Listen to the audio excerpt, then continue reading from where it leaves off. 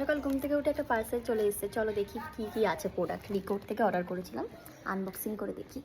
হাতের সামনে যেহেতু কিছু পাইনি তাই ছুরি নিয়ে বসে পড়েছি, এটাকে কাটবো এখন।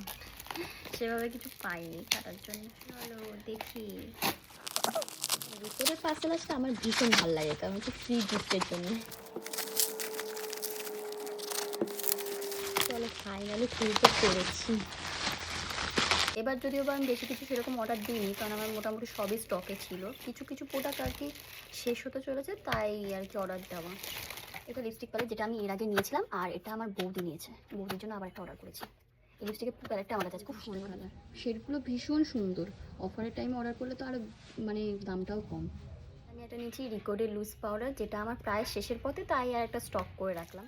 আমি নিয়েছি একটা ল্যাশগুলো, যেটা আমি ফার্স্ট টাইম নিলাম। আমি পিএসসি ল্যাশগুলোটা ইউজ করি, কিন্তু এটা ভাবলাম রিকোডের প্রত্যেকটা প্রোডাক্টই তো খুব ভালো, ভাবলাম এটা একটু ইউজ করে দেখি যে কেমন প্রোডাক্ট।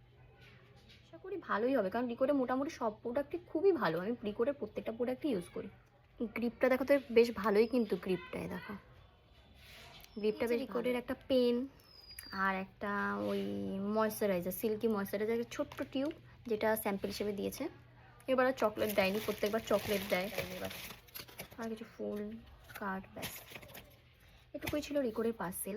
মানে আমি এই সামারে যেই অফারটা ছিল 75% অফার, ওই অফারে আমি প্রত্যেকবার অফারই অর্ডার পার্সেল মানে পারচেস করি। আবার উইন্টারে একটা অফার দেবে, তখন আবার যেমন কিছু প্রোডাক্ট আমার শেষ হয়ে গেলে তখন অর্ডার করবো।